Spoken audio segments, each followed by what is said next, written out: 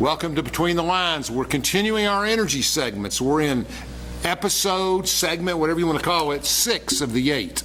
We have on today probably the biggest, most important project in East Tennessee, at least of the 8 segments, not to minimize TVA.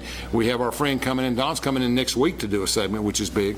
But you know, in the last 10 years of working here and living here, I guess it's 10 years now, but 10 plus, UPF has been the biggest project. It started out as the biggest construction project in the history of Tennessee. I don't know if that's still true, but obviously it's big and it's billions and billions of dollars. And we want to talk about it. We want to know where it's at. We want to get some. We have the director here today, Rick Holmes, which is we really appreciate you coming, and to catch us up, and we'll talk about a little thing. But first, tell me a little bit about yourself, because you've been here 6 months in East Tennessee, correct? Yeah, I started in January. Okay. My wife and I moved here and moved our household goods into a house in March. Okay. And so Joy and I have 2 grown daughters and 2 granddaughters that are in Florida and Texas. Makes life worth living, doesn't it? It does. It does, and it's better than where we lived in the Tri-Cities, Washington, because no one visited us there. They're all coming for 2 weeks in July. That's great. That's great. Why didn't anybody come to Washington? Too far? It's hard to get through. Yeah. Okay. I got this is closer. Oh, I see what you're saying. And they all live, I got it. Because you've been in Dallas. And I look at your resume, look at your background. You've been all over the place. You really have. You grew up in New York? Yeah, born in upstate New York, outside of Albany, and graduated from high school in Massachusetts on Cape Cod. Okay. What was the name of the high school up there? Dennis Yarmouth Regional High School. Okay. I'm from the Stone Age, but we did a lot of work up there. Most of what we did was Rhode Island, up bordering Massachusetts, and some of those areas. But I really like that area of the country. A lot of people don't, but I really, because my dad played ball there, and we had a lot of stuff in the 30s and 40s. My grandfather played with Ruth, and so we had a lot of history in those areas, and it's just exciting. And how old were you when you left New York? I was going into my senior year of high school. Okay, so you were there the whole time. Then you went up there to graduate. 17, graduated 18. Then you took a direct line to Florida. Yeah, I went to college in Lakeland, Florida, at a school called Florida Southern College. Okay. Met my wife there. Well, we knew each other going down. Yeah, we knew each other going down, and the understatement line of my life when we both knew we were going there is I said, well, let's do something when we get down there. Interesting. We've been married. We'll be married 42 years. In this year. That's fantastic. So. I have I have a son who's 19. I'm trying to get him. He's on all the wrong sites. He thinks, we're doing this wrong, we're doing that wrong. I said, I can tell you're watching the wrong sites. But anyway, so what's fascinating is you get in there and you have science backgrounds. I've read it, and you've done stuff, and you've even got a master's, and you went on to science, kept in the science world. Maybe I should say something besides science, but basically chemistry and all of that stuff. You have an undergraduate in chemistry, right? Undergrad in chemistry, a master's in chemical engineering. Although no one lets me do that anymore. My father was the same way. He was in chemical engineering. He got over here, and it was more processing papers and stuff and radioisotopes in the 40s and 50s. But, it was interesting. And, I went to school, and the first thing they said was, don't take chemistry. Okay, I get that. So I stayed in liberal arts. It was hard, but it was important. So you've got all that background. Then you go to the Army. I did. I was commissioned at graduation, and after the officer basic course, was assigned as a chemical officer in the 1st CAD Division at Fort Hood, Texas. Well, then Fort Hood, they changed the name, but It's always Fort Hood to me. Yeah, me too. From there, ended up going to graduate school. That's how I got my master's degree. Okay. My last assignment in the Army as a soldier was in the Chemical Weapons Disposal Program out of Edgewood, Maryland. Okay.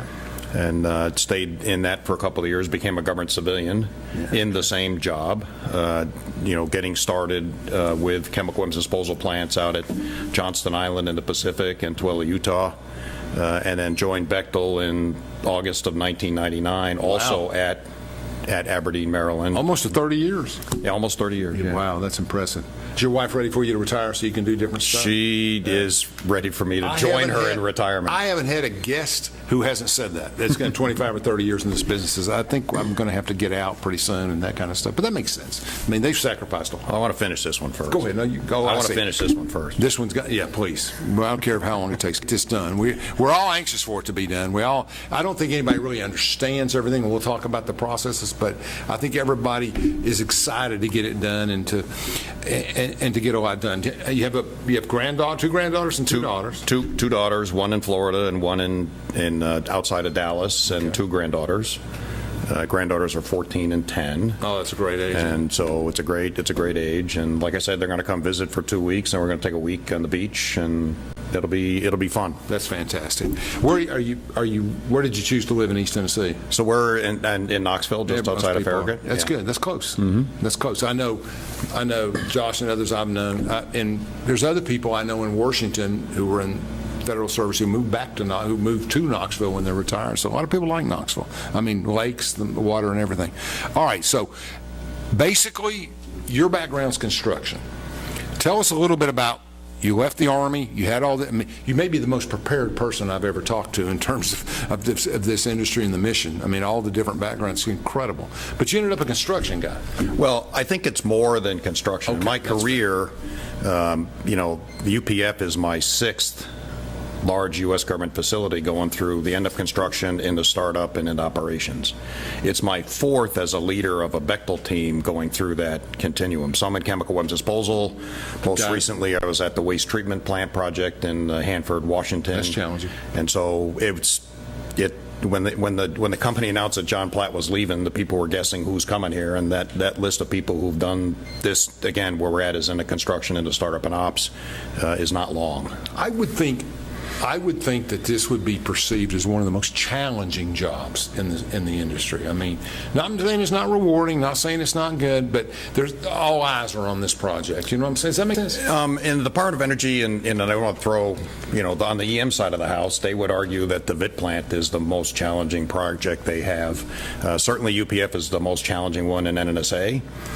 They're both, for different reasons, kind of on par with each other, okay, and have a lot of eyes and attention, because they're important to the nation to get done and get done right. No question. No to the mission. So let's go back 10 or 15 years, and we decide, and I know we have aging facilities, and I know we have other issues, but what made the government want to build something this large in the uranium processing? What was the motivation behind this project, do you think? So at the time that UPF was going through that continuum, I was the project manager at a project at Los Alamos called CMRR, which was kind of the plutonium analog to what UPF became. And the government back then was looking to the future to say, okay, we're going to need plutonium and uranium processing capability, both of which today are in aged facilities. And I think, and at that stage, the government's got to be looking 20, 30, 40 years down the road and foretell what the nation's going to need. And so that's kind of how the start came about. Both projects kind of started in that decision process to go forward at about that same time. CMRR has gone a different pathway. And so it's a credit to kind of the longevity, because these projects take a lot of time. And I know. And they're always bigger and more challenging than first envisioned. Mm-hmm. And it's just an is of the realities of this. Way before your business. time, I can remember the debate. There was almost an architectural shutdown. There was a design problem, and everybody looked at it. And I remember it was very public knowledge that in the end, we just put two buildings in one or one. But those kind of things come up all the way through the process. They do. I mean, there was a version of UPF that was, I think, might have been loosely called the big box. That's it. Yeah. And it would have had more in it. And then the country has to decide, okay, what do I really need? What can I afford? How can I go do something maybe later because the infrastructure is okay for that unit operation? And so you wind up with what you have today, which is the version of UPF that we're finishing up. What is it's probably a better second segment, but what is the need? Why do we need a processing facility? If you look, and I've been in the current processing facilities, it's remarkable what the Y-12 team is doing today for that, safe with the equipment with the equipment that's been around a really long time. Safely dealing with hazards that in UPF they won't have to go deal with because we'll be in glove boxes. Right. And so the nation needs enriched uranium capability. whether it's to support the nuclear weapons program or the nuclear non-proliferation, it's hard to get out sometimes, work that's done, as well as the fuel source for the United States Navy. Well, that mission's going to continue for a long time, and so you need a modern facility so that you can keep those operations safer for those doing the work and sustain what the country's going to need. It's interesting in projecting what we need, but last week I was talking to Senator Smith and other people, and I made the statement, I made the statement that we kind of had a hiccup in the 90s. Once the Soviet Union collapsed, we didn't prioritize stuff like we did, and we got behind. I mean, as I say, we're in a competition, but we're not in first place. I mean, we have work to do to create an independent, and it's been well documented by the administration, by everybody else. We need to control our own uranium. We need to control what we build. And I think UPF addresses some of that. UPF addresses the how you use enriched uranium for whether it's a part for a nuclear weapon, right, or it's recovery of uranium from other sources in the non-proliferation mission, as well as making fuel for the Navy. So UPF won't create uranium, but it will be the processing facility that puts uranium into what I'll call either a useful form or a form that can be more safely stored. Okay. But it's something that's not being done anywhere else? In America? Not being done anywhere else, no. Okay. So it's something we need to have to keep our we absolutely domestic have to. independence. Right. Very good. All right. Let me move on to the project. So you got here, you looked at, I've seen the videos and seen some background. You got here, and by this time they've moved along pretty good, and et cetera, et cetera. Are the challenges what you expect them to be when you got here? Are they different? They're always a little bit different. Always, yeah, that's true. Because Fair. if the team, and this is a really good team. They've been working hard, doing construction properly, getting systems into the startup phase where they make the equipment and check the components out to make sure they're functioning properly. The project did go through a rebaseline, so now the cost and schedule, I think, are right for getting the project finished based upon everything that's known today. And so, as I came to this job, I thought a lot about how to show up on day one, because having done a number of these before, and it occurred to me that these jobs are more about relationships than I think we believe. Okay. Because relationships with who? Well, each other? With the whole host of stakeholders. So you've got a Bechtel team. Okay. So you're building relationships between departments in that Bechtel team. Okay. We've got relationships with the Knoxville building trades, the people who are doing the hands-on work building the facility. You've got relationships with NNSA at a whole variety of levels. On a project of this side, you have relationships with headquarters people, you have relationships with the local project management office, you've got relationships with the broader CNS, because ultimately UPF has to fit in what CNS and Y-12 want for sustaining operations. You've got relationships in the community. And so, all those partners come in. And so coming into this job, I thought that, a lot more about the relationship aspect of the work that we're doing. Because if any part of that group doesn't fulfill what you need, it slows down the whole project. It will, but also they have to be, if you think about the community, okay, a project like UPF is going to be here. Well, when Bechtel comes into a community, we want to make that community be better because Bechtel was there, and relationships with the craft. We want the craft to be better for the next job that they're going to go to because they worked on a Bechtel project. Right. And that aspect. Bechtel has an excellent reputation across the country. I mean, I really mean that. I mean, and I don't have any stake in that. I just know from talking to people in the industry that Bechtel has a great reputation for doing those things you're talking about, building culture, working with people. We work hard at it. That's the only I worked as a Fed with other companies. Obviously, I think one is better than the others. But that might be a bias. Where were you in the Feds? What did you do? So I was in the Chemical Weapons Disposal Program as a soldier and a government civilian, and we dealt with earlier versions of some of the other companies that are there today. I got it. And so, the country has, I think, a healthy competition between different construction entities that can go do work. I think that's good for the nation because that competition builds better products and better work to be done. But inside of Bechtel, safety, ethical performance of our work, leaving the community better as we go out, because our work, we come in, we do a job, that job finishes, we go on to the next one. To leave that enduring legacy behind, which in the number of projects that at least I've been involved in, has happened. Well, I think Bechtel has an excellent reputation for being involved in the communities around the country and helping people. And I really think that CNS has been outstanding member. And then there are groups that are not, I'm going to be honest with you. But I think CNS in the very beginning, 10, 12 years ago, has been a great community partner and done stuff. And speaking of that, I just want to point that out. Let me ask you this. You say you have a great team. Who is that team?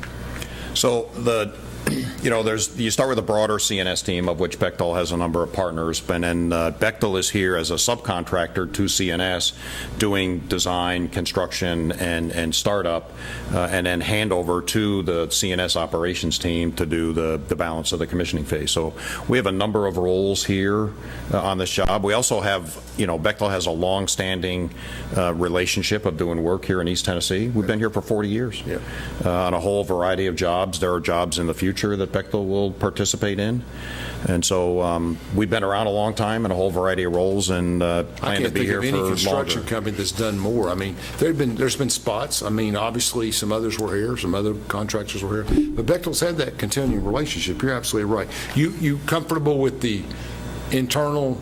I mean, I guess the only answer you can give me is yes on this, but I mean, the internal team, you think UPF is moving? You foresee any management changes? I mean, not personnel, but just directions. We need to hammer more nails over here and less nails over there. Are you okay with everything? What I've been looking at is, how do we structure ourselves for the next portion? Team's done a very good job and an excellent job of driving construction and finishing well. We're ahead of plan right now, which is good. But now we need to think about, okay, how do we organize to make that transition not only into the startup system testing, which will occur in the near term, and I'm thinking, a year, 18 months ahead, but then also, the relationship with the commissioning team that's coming on board. We've started that now, and so tell us what a commissioning team is. So the plant will go through a couple of key milestones over the next few years. One is the completion of construction, which will happen in late 26, early 27. Okay. Then there'll be the completion of startup testing called integrated system testing, which will be in late 27. Okay. And then the plant gets handed over to the broader CNS operators. And the way that we've often phrased this is that's where we're taking the people, the plant, and the paper and combining it all together to make sure they all work where our people can run the plant equipment using their procedures safely. And so that's really what commissioning will be for this plant. It will be integration of those three things, and then ultimately there's a readiness review that'll then authorize the start of uranium operations in the plant. I was able to sit down over the years with different individuals, UPF directors and other people. COVID was a nightmare. I mean, it really, really hurt. And I thought Bechtel's done a good job with it, and I'm going to get to the follow-up question, which is about craftsmen, but basically we got to a point where we couldn't get workers. Mm-hmm. I mean, I'm not just here. I'm sure it was everywhere. It was a challenge across the country. I was in Hanford, and we did a lot of work there with the union that was the Central Washington Building Trades on how we would go for the shutdown in Washington. That we stopped work completely. Yeah. And we stopped work completely. It's now, early in 2020. The CARES Act gets passed, so the craft were kept in a ready-to-serve state, but we didn't know if the budget for the next fiscal year was going to include the CARES Act again. Yeah. So we worked in that job, we worked with the building trades on how we would bring people back, because we wanted full employment at the end of the fiscal year, because they might not get paid. Right. And so, because we didn't know about the CARES Act. And here they did similar, a little bit different structure, but I think COVID, if anything, caused, again, go back to that term, relationships to be stronger for those teams that work together to go manage what no one's ever written a playbook for. I have heard over and over again, and I'm pretty well versed on this side of it, and that's that basically, of all of the sites, of all of the mission sites, the relationship between craftsmen and management is as good in Oak Ridge as it is anywhere in the country. I hear that a lot, and that's a tribute to you and a tribute to Bechtel and everybody in CNS that's worked with this and has dialogue with this. I believe it is, and that's, something to work on to continue. Sure, you got to. Even what we did called craft, it used to be we called craft manual. That's right. Right. Well, now we call them craft professionals to recognize that we pay for brains in addition to hands. Sure. And so I think that relationship gets stronger because we recognize that that part of the team delivers their everything in terms of value. That's right. And it's good branding in that situation. Hey, Chandler, we're going to take a break and come right back whenever you're ready. America runs on power, and for nuclear power, we need enriched uranium, but almost all of it comes from overseas.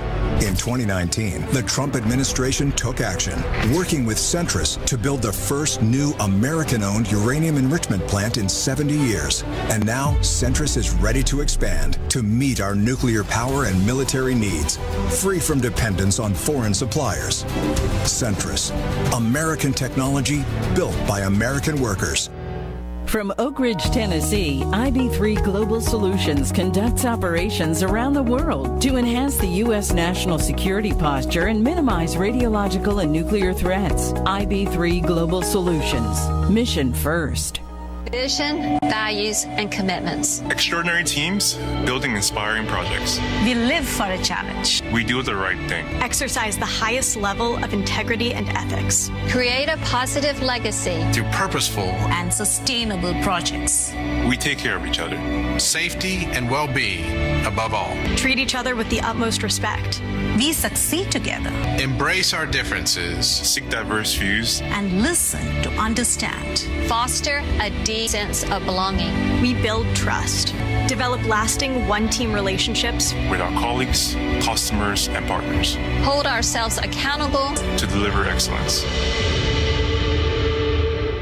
Feeling overwhelmed with your business finances? At P&L Business Services, we handle all your bookkeeping, payroll, and tax needs. From federal tax returns to QuickBooks training, we've got you covered. With over 25 years of experience, we provide customized packages to fit your business. Focus on what you love most, building your business. Let us take care of the rest. Call 865-294-4792. P&L Business Services, empowering you to grow your business. This is Joe Heckman, President of Waste Management at Energy Solutions. Nuclear power is on the rise. Energy Solutions is part of this transition and part of the solution, delivering comprehensive services and assets that support the entire nuclear life cycle. Energy Solutions is protecting and preserving the environment for generations to come. At Navarro, we partner with our clients to advance technologies and deliver effective solutions for complex challenges in the nuclear, environmental, and clean energy fields.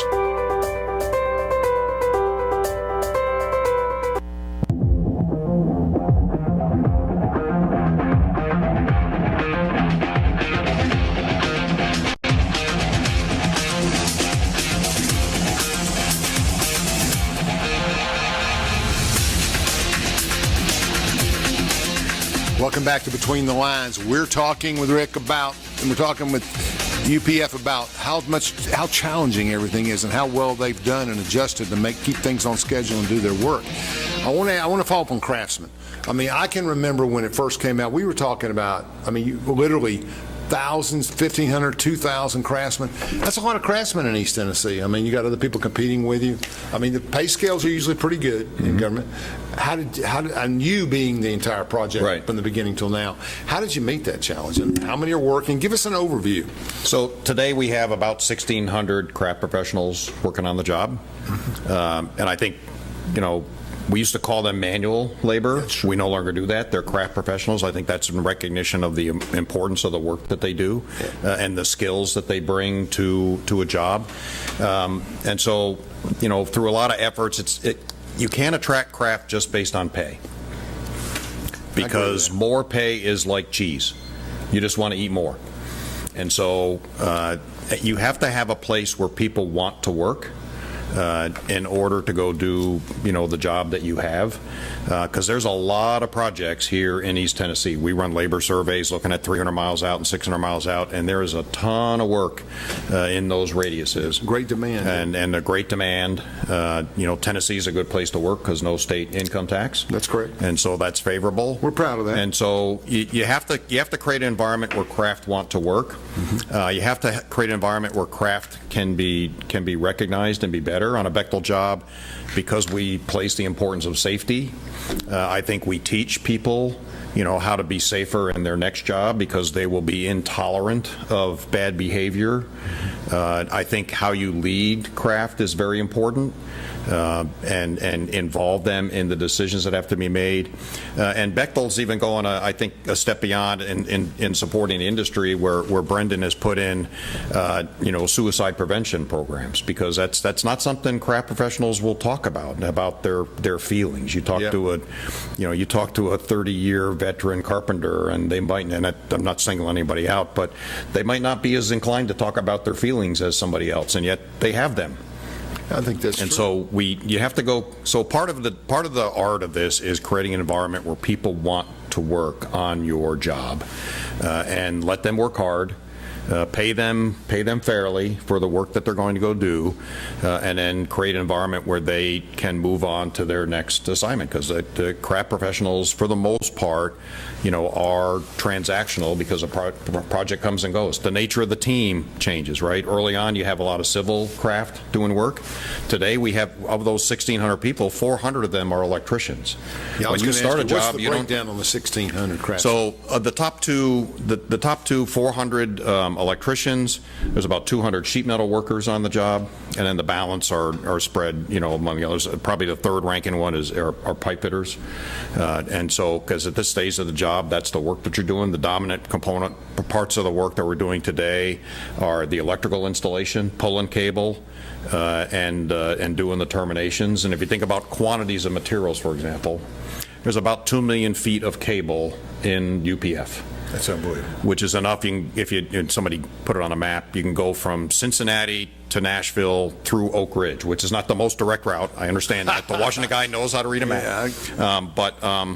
That'd be about that distance. So getting the last of that cable pulled, getting all the terminations done, getting the ventilation system installed. So that's where you get electricians and you get sheet metal workers. So you hope to be done by 15, 18 months, by the end of 26. So construction the part. End of construction on the last of the facilities will be, there might be a few things trailing, but be late 26, early 27. So let's stop there. The craftsmen will go away. The construction group will start to diminish, and you'll have a different set of workers working from there. We will. We'll have some construction people that will support startup work that has to be done. Right. We'll then shift into maintenance type craft, which come from the same disciplines, but they have different training and different skills, as well as operators. And our operators and maintainers will come from Y12. So Y12 CNS will hire operators. They will give them their initial set of training that needs to be done, so they understand how to go do work at Y12, and then they'll come to UPF and we'll give them the detailed system training that they need on the equipment that we have, what our safety procedures are, and then we'll put them to work in the plant. Maybe it's a good time to look at some of these workers and the success. Hey, Chandler, can we put up some pictures of the workers and the construction that's going on? You're going to have to describe this because I don't know who these people are. There you go. So one of the key milestones recently was the electrical energization of the main process building, which is the building you see on the right. To the left of that is the salvageability and accountability. Okay. We've energized electrically both of those buildings, and that's the startup team that got that work done. Good. And that's a big step, is bringing power into a facility like that, because that's the first step in the overall startup phase. A sidebar question before you deal with these two. The electricity demands, and we've had a lot of talk about that, and we will with TVA next week. there's a lot of electricity, a lot of energy demands to run these plants, correct? Probably not more so than, it's not the biggest user that you'd have. And I don't know how it compares between what we're using today and the other infrastructure that UPF will replace. When you start thinking about where AI and data centers are going to be in terms of demand of electricity. So it scares, Big Five scare me sometimes. Tell me, okay, go back to that picture with the two, where you go. So this is the two people working that breaker, and that's a safety feature, wearing the equipment just in case something doesn't work right. And that pole is actually to pull the person away if they if something wrong goes. So you plan for an unacceptable outcome. That's interesting. But that's how you safely rack in a breaker of that power size. I see it. He's got the belt around him attached to the pole, and they just pull it back. That way, then he doesn't have to touch him to pull him back. It's great. Next slide, Jim.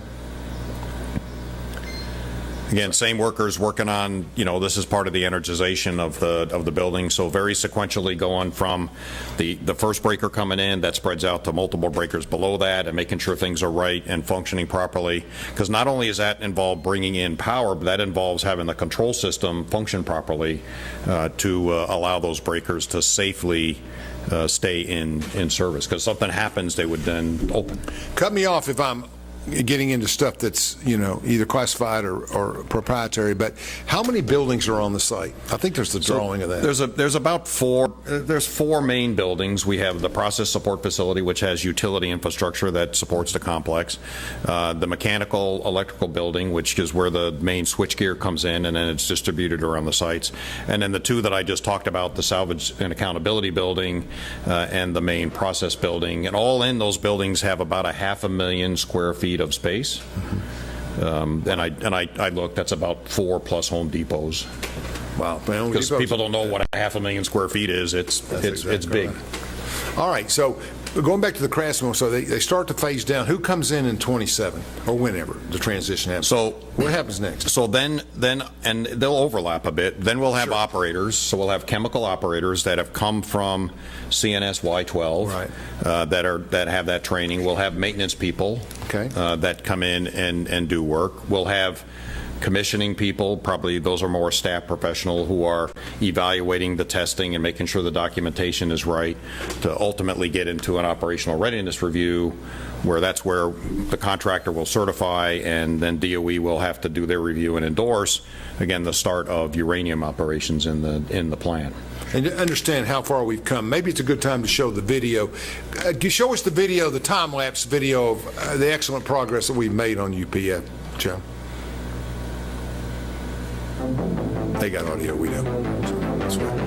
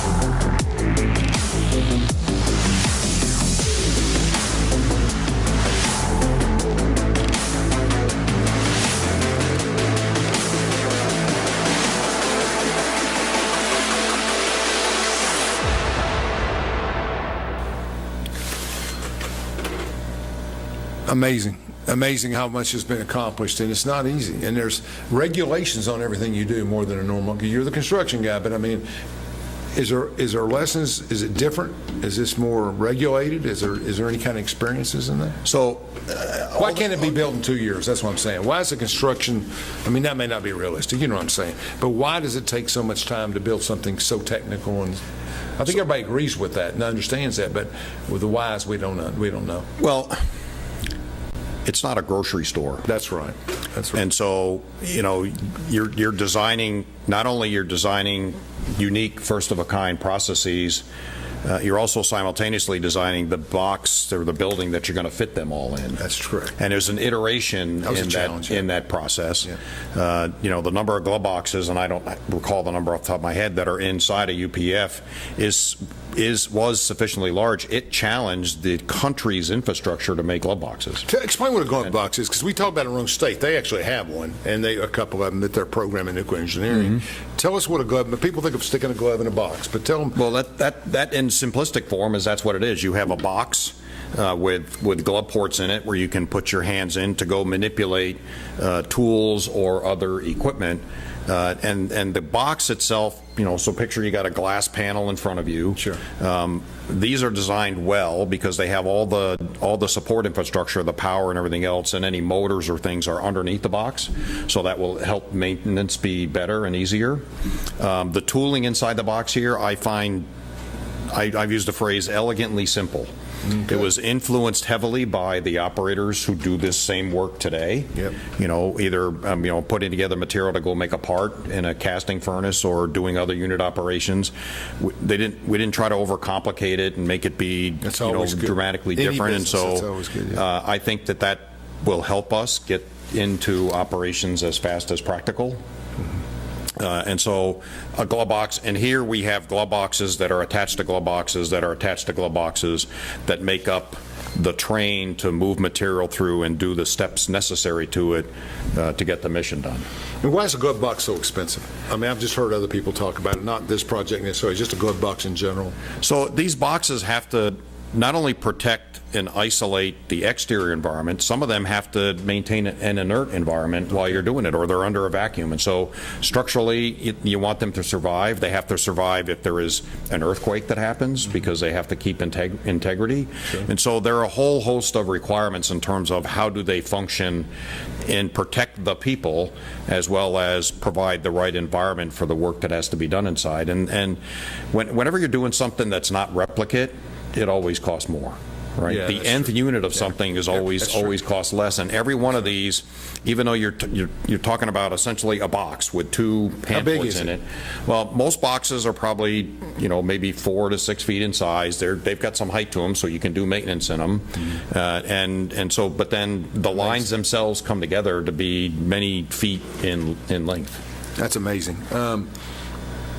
And I see auto places have 2 boxes, 3 boxes. The magnitude of what we're trying to do in the UPF requires a whole lot of glove boxes. Oh, way more than 2. I got that. I figured that without going into details. All right, that's fantastic.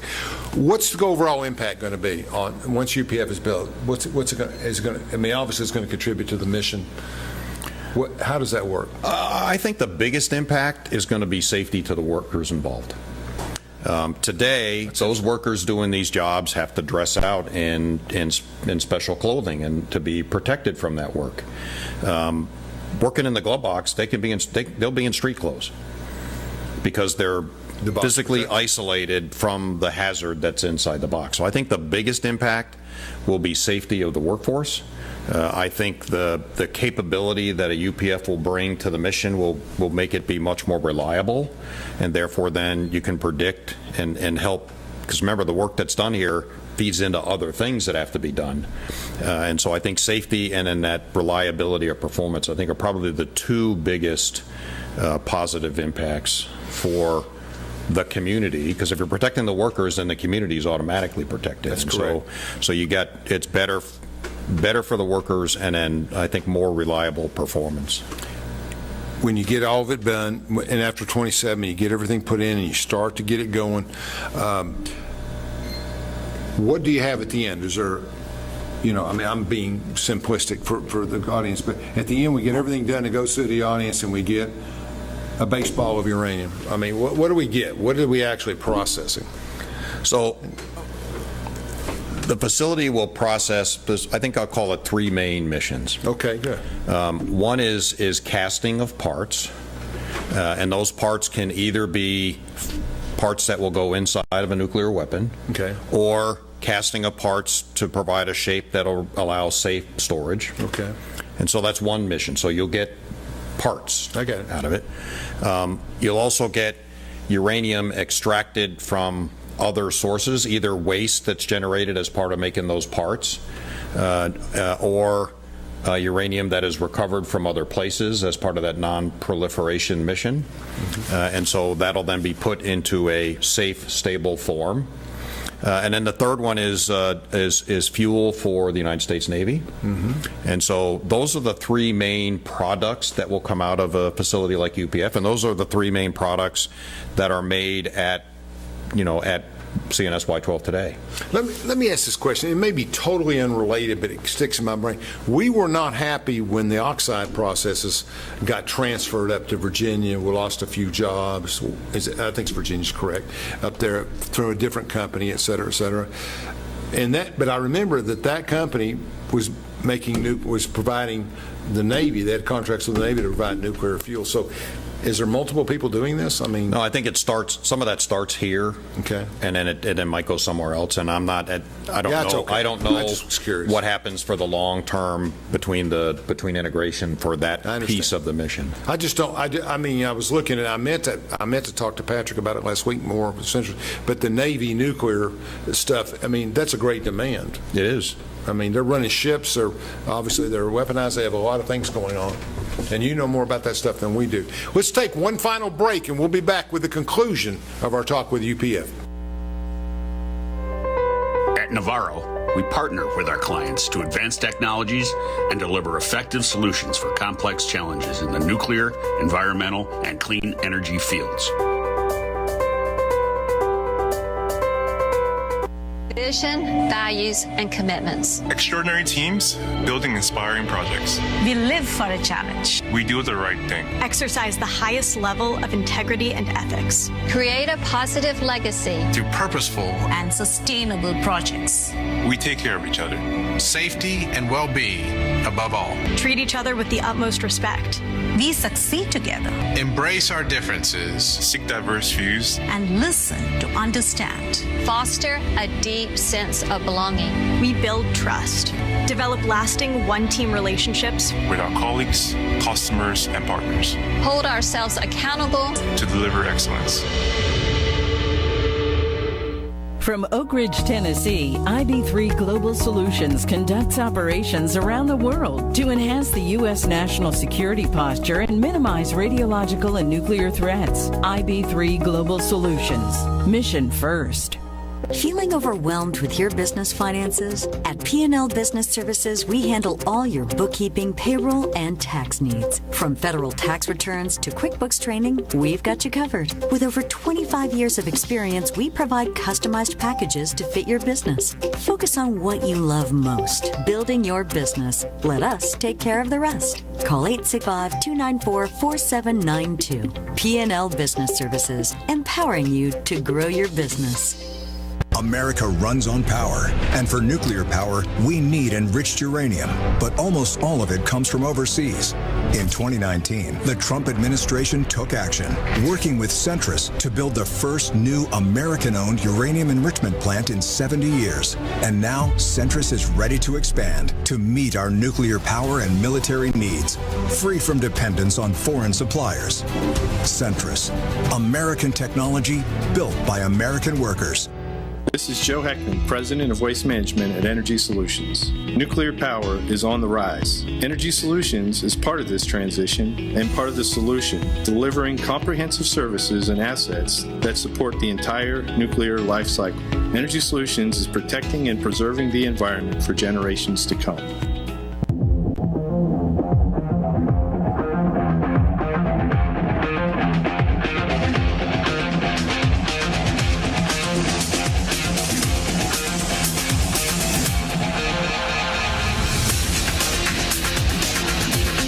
We're talking with Rick Holmes, the UPF director, and we're getting further into the project, and we're getting ready to get it done and make a difference in the mission. And I just can't thank Bechtel enough for their leadership in this and in the community. And we'll get to a few other things about what Bechtel's doing in East Tennessee, et cetera, et cetera. But Follow up on it. I mean, follow up on all the other places you've worked. And I said a little bit about difference, but what lessons have we learned from all this? Well, I think, the main thing is, as you start to integrate, as I talked about earlier, the people, the plant, and the paper, the plant will have a vote because it has to work. And you put in good, righteous design, and you buy the best equipment that you can get. You install it properly. You then go to start it up, and then something's not quite the way you envisioned it. And if we knew what that was today, we'd fix it. Yeah. And part of the challenge in going through the startup phase, which is what's coming next, is doing that integration to make sure things work properly. All those requirements that we talked about that go into the design and have to be met, the safety analysis requirements and those kind of things, they all have to function properly. Some of those involve, if something happens in a plant, a valve has to close in a certain number of seconds. Sure. Okay, that has to be tested. Well, that'll come down to, because most of those valves are air pneumatically operated, down to tubing size, potentially. Sure. And so you'll wind up with a whole variety of challenges, some small, some big. On my last job at the VIT plant, we had some big challenges that we had to go solve as we got the low-activity waste portion of the plant into its commissioning. Here, I think, we're trying to look ahead, because if you try to look ahead and try to say what's going to break, well, you'd fix it today. And so being in a place where the team can be nimble and prepared for the challenges, how things operate and integrate with procedures. We have, to operate this plant, is north of 700 procedures.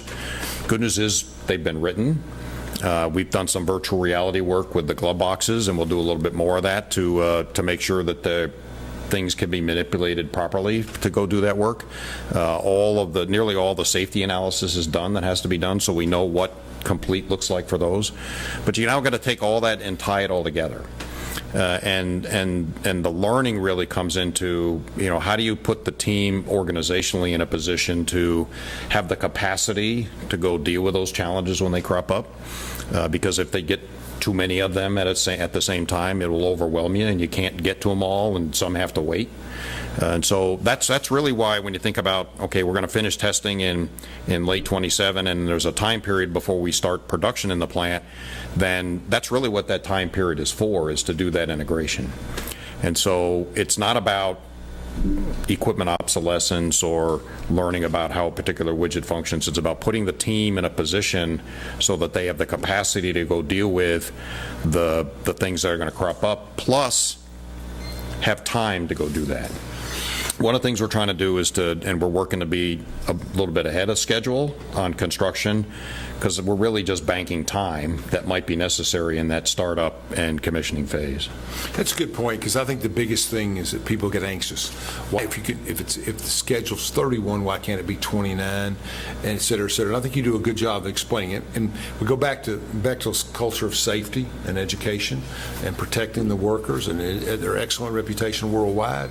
And I think you have to understand that, yeah, you could pull the switch in 28 or 29, but that would be totally untested, and people would be at risk, and there's different things involved. And I think, so everybody wants this plant to start, and I use the phrase, as soon as practical. That's good. Because possible brings too much emotion to people. Yeah, so right. I say, so we are committed, and I think as a team, as NNSA, as CNSY12, with Bechtel, are committed to that earliest practical date. And I think we're on a good trajectory to get there, and whether that's 31, which is the committed to date, there's some margin built into that, or sooner. There isn't anybody who wants this to take longer than needed. It's always the way it is. Yeah.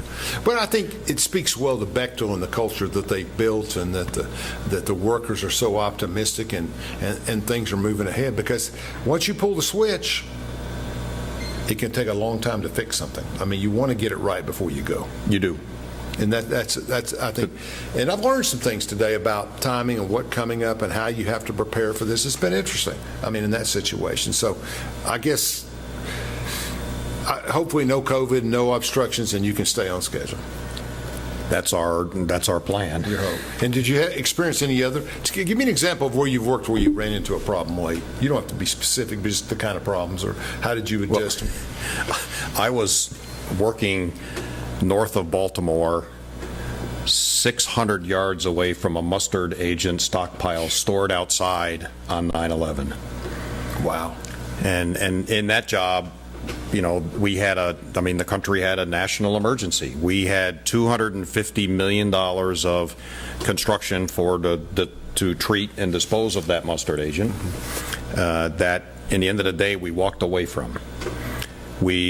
In 14 months, at the request of the government, we built a chemical weapons disposal plant in a warehouse. We hired the people to run that plant. We certified it ready to start and put them into operations.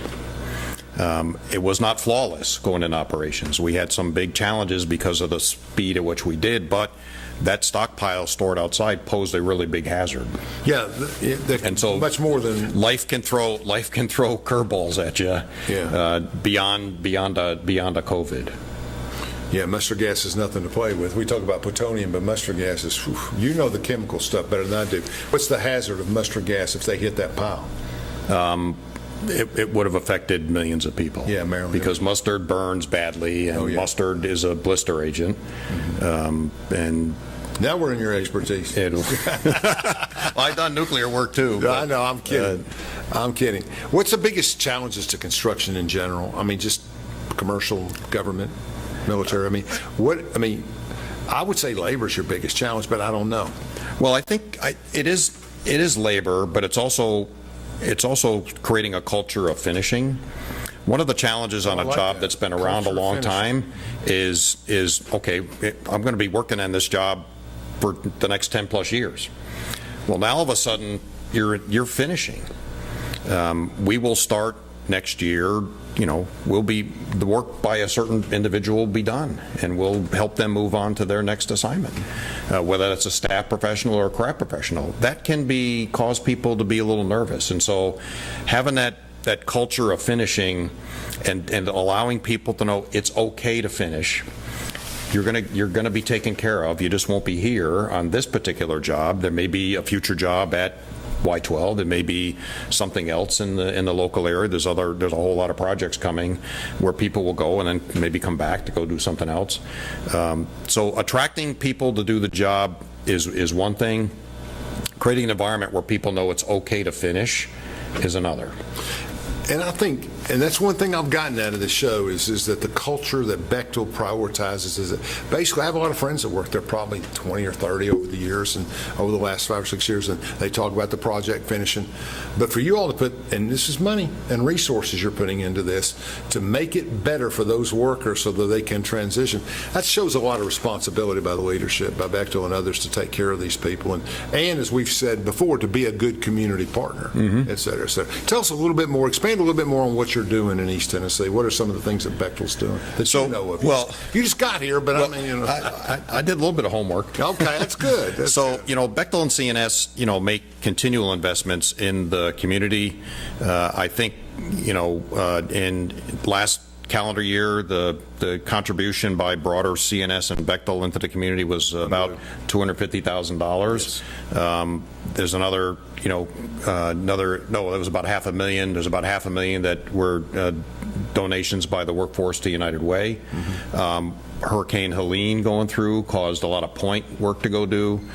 We have a lot of people who volunteer to go help kids learn, particularly science and math and technology kind of things. So it's not only people giving of their treasure, but people giving of their time, both either as companies or as individuals. And so the contribution in the local area, I think, has been really good, and it will continue. Like I said before, Bechtel's not leaving the area when it finishes this job. We have established an execution center in Knoxville, which has Define what that means. So an execution center will have engineers and others who can do design work primarily, We relied on the Knoxville Execution Office on my last project in Washington to do design work for us. There's about 200 people working out of that office today, and that number will grow as other work comes in. So it's not only that execution center not only does work for projects in Eastern Tennessee, it'll do support to projects all around the country. Once again, we get back to employing 200 people in East Tennessee. Yes. And making a difference in that area. Very good. Having a place like that establishes a good source of stability in an area. It'll allow people, again, as we finish UPF, if there's work to go over there, they'll just transition over and work out of that office, and then another project comes along, they'll go on to that other project as well, particularly for the Bechtel staff professionals. In 1999, you took a job with Bechtel. You've done some other jobs. You've done some things 26 years ago or whatever. Why'd you stay with Bechtel all this time? Why Bechtel?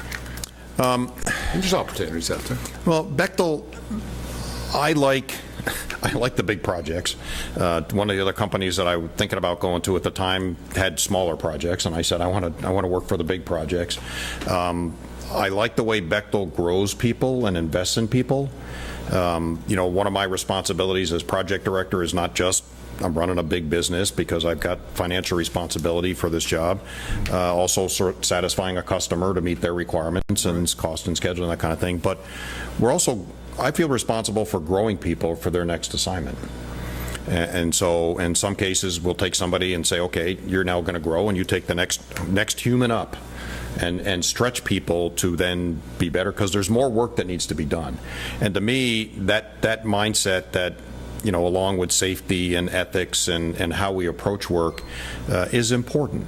And I think, I learned about that, in my soldier days, as I was responsible for the care and feeding and well-being of the soldiers assigned to me. I think that way about the people on a Bechtel job.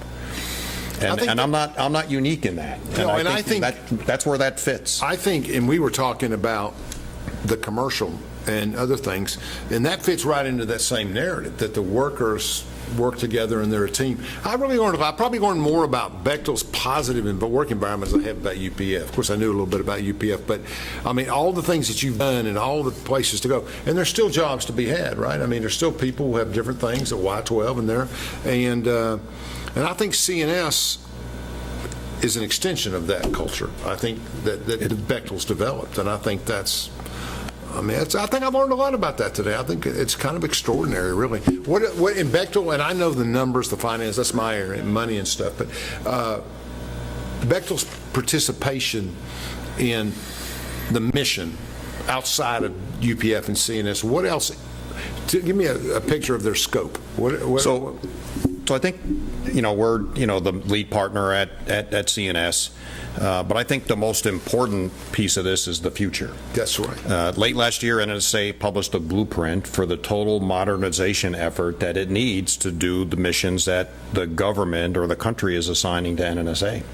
And that need is vast. Yeah. And so one of the things that we look to is UPF is a template for how that work can be done. We understand how to finish. We understand how to finish properly and do it well. And so, I think the relationship with NNSA and DOE at large is in the future to help them realize what they need for that modernization effort. A lot of that is here at Y12, and other of that is around the rest of the country. Interesting. Well, I'm very impressed with what Bechtel and CNS have been able to do in the last 10 years in this community, and how I don't hear any complaints. I always heard complaints in the old days, different people. I mean, my dad grew up, from Union Carbide to Lockheed, to others. I've been very, very impressed. I appreciate you coming on. We got about a minute left. You coming on and talking to us, but I think we're in good hands. I really like it. And I make your point, is that when the plant's operational, Bechtel will continue to have a presence and look after its people. Is very impressive, I think. Other than that, who's your favorite college football team before you got here? Because you don't have any choices anymore.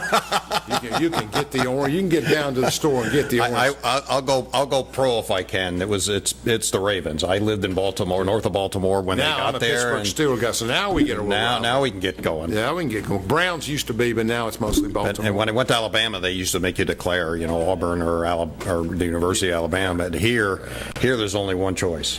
And I'm going to buy an orange shirt. Say that, but I'm going to buy an orange shirt. You need one. But Chuck was on the show a couple weeks ago. We were talking about Rich and Chuck and I and one other are all going to go to Notre Dame for a nuclear visit. They come to Chuck, the president did of Notre Dame, said, we want you to come up here and look at this program. So we're all going to go up there. Chuck said, I will be wearing orange, he told the viewers.